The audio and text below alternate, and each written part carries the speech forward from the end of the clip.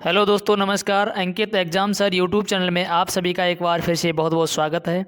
आज मैं आप सभी लोगों के लिए अति महत्वपूर्ण प्रश्न जो बार बार एग्ज़ाम में रिपीट हुए हैं, तो उन्हीं प्रश्नों को यानी 10 प्रश्न 10 टॉपिक से होने वाले हैं और बहुत ही फास्ट आपको करवाने वाले हैं, ट्रिक से वो भी। और मैं आपको बता दूं, कुछ इस प्रकार के प्रश्न होते हैं जो हर एग्ज़ाम में बार बार रिपीट होते हैं। तो आइए उन्हीं प्रश्नों को एक बार देखते हैं जो एसएससी जीडी में पिछली प्रीवियस ईयर क्वेश्चंस बार बार जो आए हुए हैं, उन्हीं को हम एक बार फिर से देखते हैं। चलिए स्टार्ट करते हैं। क्वेश्चन नंबर वन है आपका कि किसी निश्चित कूट भाषा में फोक्स को 6 लाइन को 8 में लिखा जाता है, तो उसी कूट भाषा में टाइगर को क्या लिखा जाएगा।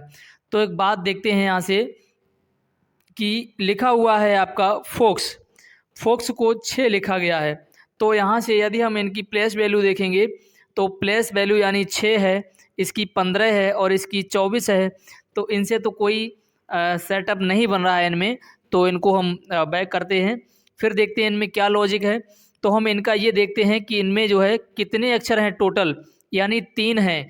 तो 3 का 2 गुना कर दिया है तो कितना आ गया है, 6 आ गया है। इसी प्रकार हम देखें यानी LION यानी लॉयन है। लॉयन में कितने हैं, 4 वर्ड हैं। 4 को जब 2 गुना कर दिया गया है तो कितने आ जाएंगे, 8 आ जाएंगे, जैसा कि आपका इसमें 8 दिया हुआ है।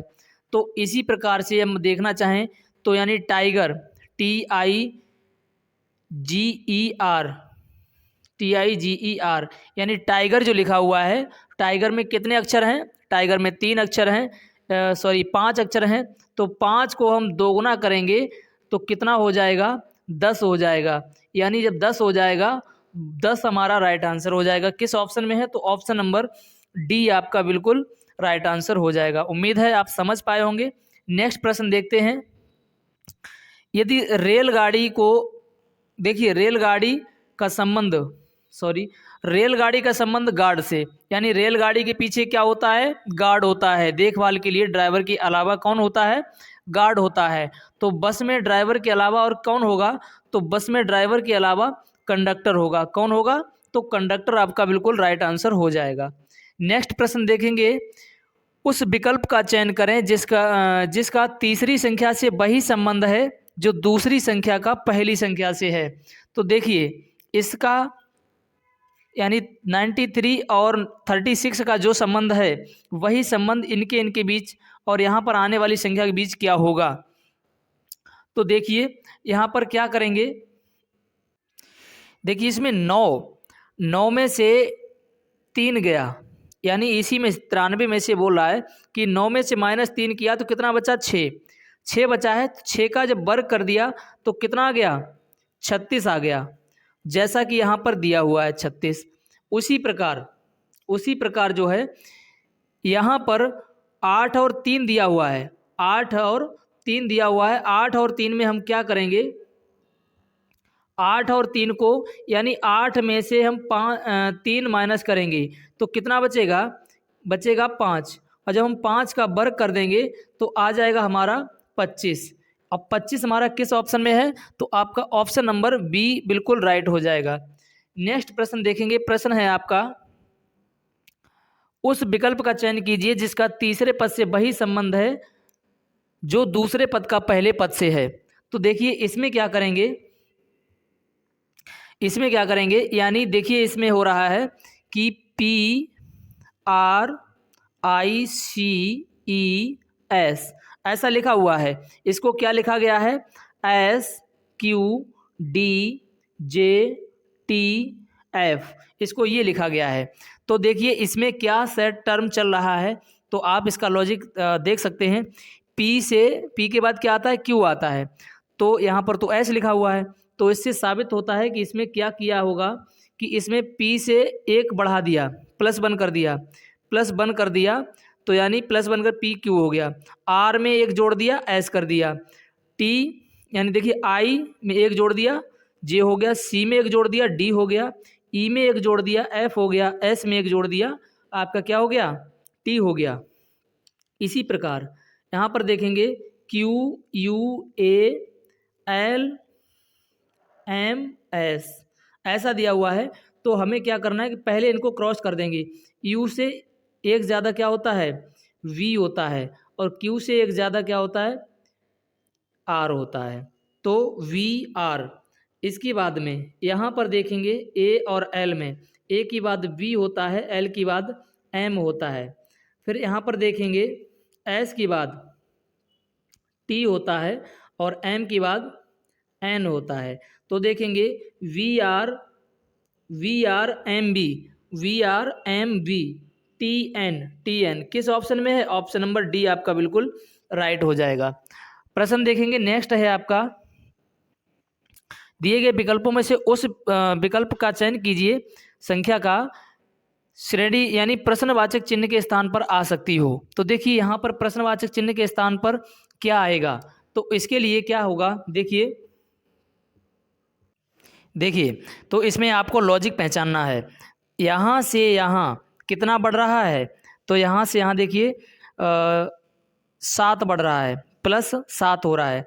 फिर यहाँ से यहाँ कितना बढ़ रहा है आपका, 8 बढ़ रहा है। फिर यहाँ से यहाँ कितना बढ़ रहा है आपका, 9 बढ़ रहा है। यहाँ से यहाँ आपका बढ़ रहा है 10 बढ़ रहा है। और यहाँ से यहाँ आपका कितना बढ़ रहा है, 11 बढ़ रहा है। तो यहाँ से यहाँ आपका कितना बढ़ेगा, 12 बढ़ेगा। जब 69 में हम 12 जोड़ेंगे तो 9 2 11 की 1 और 6 और 1 7 और 1 8 यानी 81। कितना बनेगा, 81। आपका ऑप्शन नंबर सी बिल्कुल राइट हो जाएगा। ऑप्शन नंबर सी आपका बिल्कुल राइट हो जाएगा।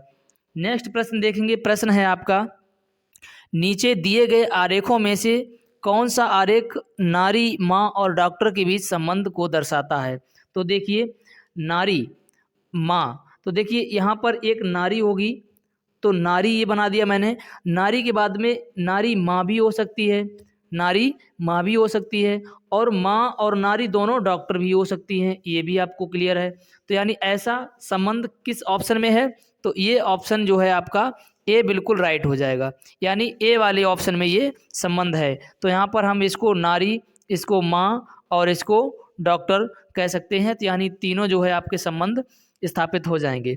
नेक्स्ट प्रश्न है आपका, दिए गए विकल्पों में से उस संख्या का चयन कीजिए जो निम्न श्रृंखला में से प्रश्न चिन्ह के स्थान पर आ सकती है।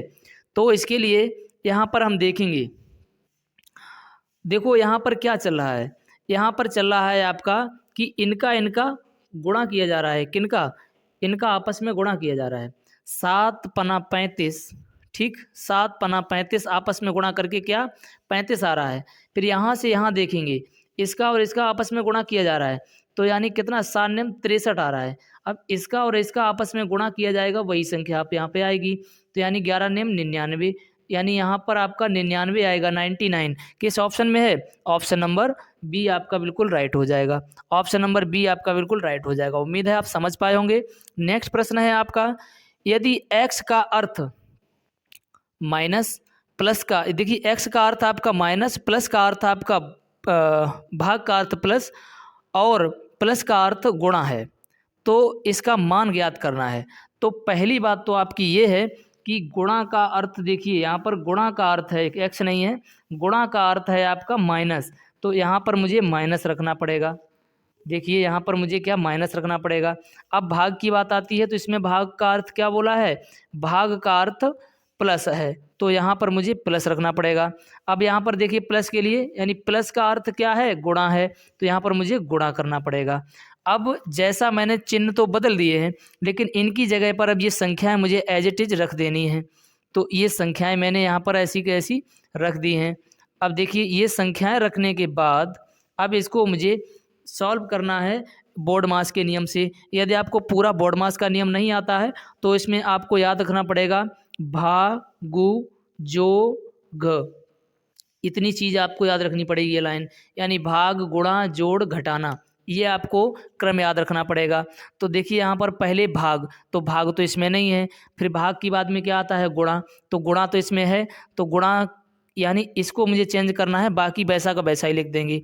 तो देखिए 240 माइनस 20 प्लस, अब देखिए 5 तियाँ 15 यानी 150, 30 पंजे 150 हो जाएगा।